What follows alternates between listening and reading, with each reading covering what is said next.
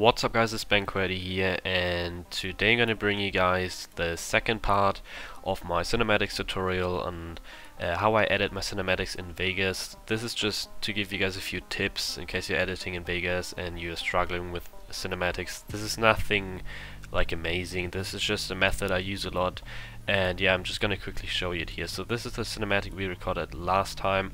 I'm going to show you something on another cinematic after that I already prepared, so this video isn't too long, but let's start up with this one. I already prepared a song as well, in case you want to know the name, it's here basically, and I already put markers down on the beat of the song, so let's quickly listen to it so you get an idea of the song.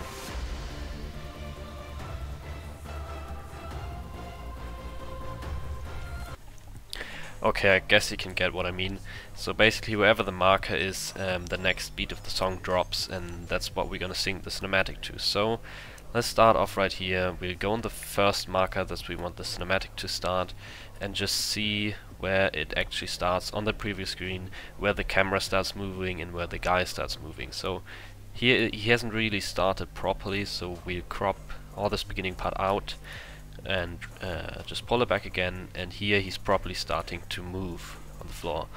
So let's crop out this beginning part too, and then obviously first of all always change to disable resampling, because that's the motion blur of Vegas and just looks shit. So in case you didn't know, turn that off. And now, because this cinematic is obviously recorded at 0.2 speed, you want to speed it up, and you can do that by clicking the right mouse, go on properties, and then change this number to about 2.5. I usually put it at that, or 3 or 3.5, depends on the cinematic and on how big the gap is, obviously. So now you can crop out this end bit because you don't need it, and it's just duplicated because obviously it's now played faster.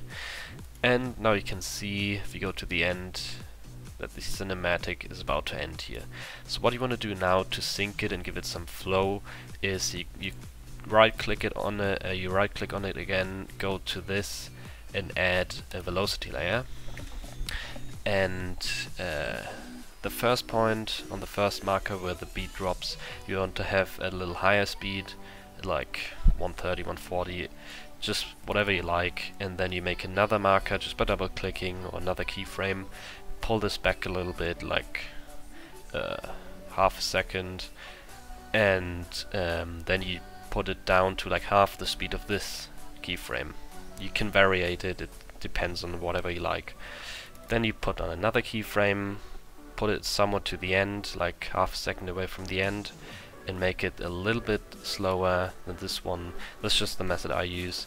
And another keyframe for the end beat, where you put it higher again. So let's see. Yes, it worked. He's still moving at the end, at the last marker, and the camera is still moving, so that's good. That's how we want it to work out. If it doesn't really work out and the camera stops moving, then obviously you can just turn down the speed or change the velocity a bit. You just got to see how it works with your song.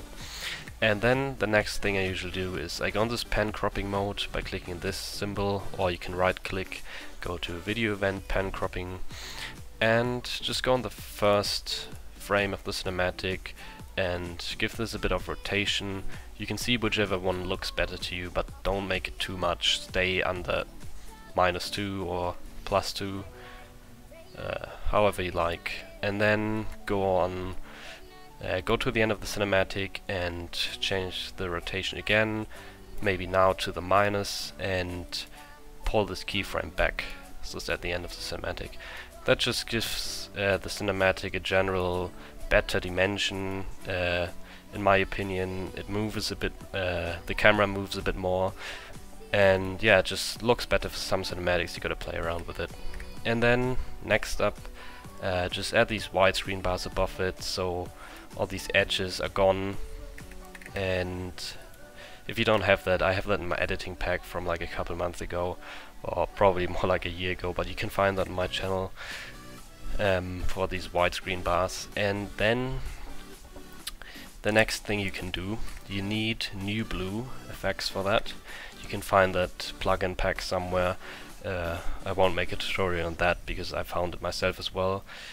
And then you can add some kind of wiggle. It isn't as good as the After Effects wiggle, but it's something you can try and play around with. Just copy these settings and we'll quickly scroll to the cinematic because, yeah, as you can see there's some black edge at the edge of the cinematic here on the preview, so that means it's not zoomed in enough for this wiggle, so change it to like 15, then it should be fine. Yeah, the edges are gone, the black edges, and now we can see that the face of the player isn't really in the cinematic, so what you can do to prevent that is simply just go on these keyframes and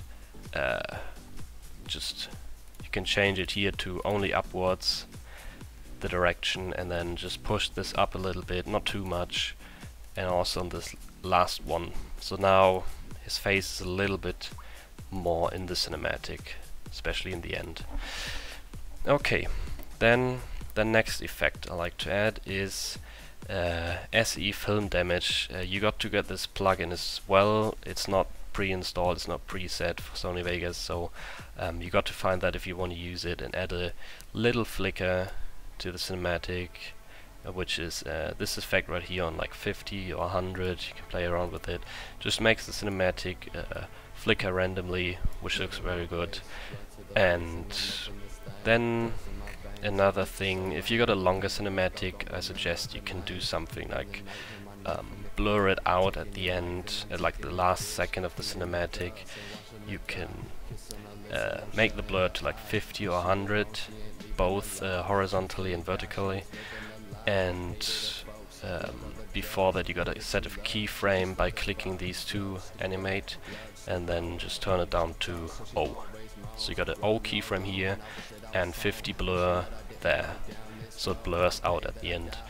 In case you got a bit of a longer cinematic, it sometimes looks better if it kind of fades out in the end with a blur. And that's nearly all I got for tips with the cinematics. Also, obviously, you can add RSMB.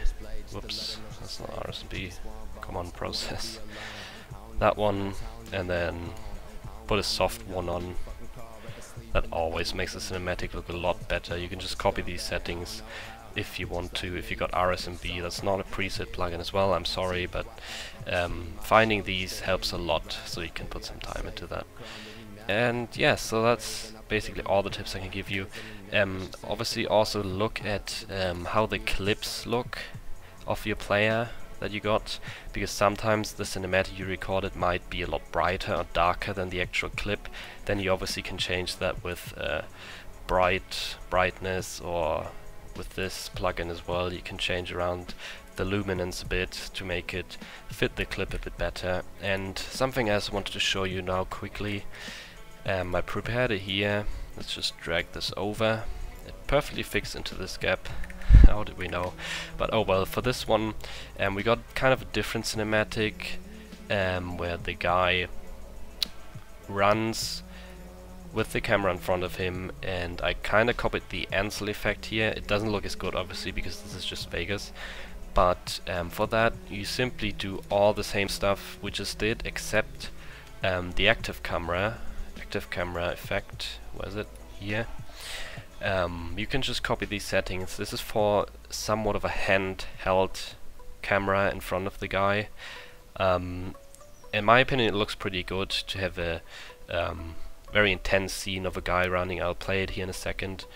And you got to just make sure that it's cropped in or zoomed in pretty far, because otherwise you get these huge edges, because it's wiggling a lot. So I have it at like 20 minimum. And yeah, so let's play this here quickly. I pre-rendered it just for you guys to see what I mean.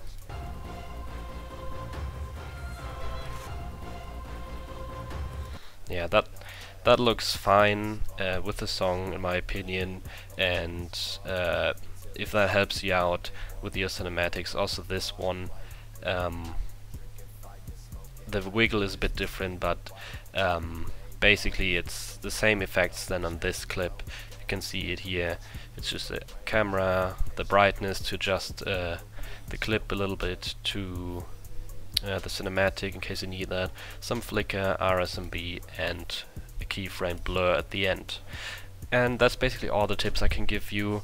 If you found this helpful, then yeah, let me know in the comments what you want to see next, or maybe you can give me some improvements too, because I'm not saying this is the best method to edit cinematics in Vegas, obviously not.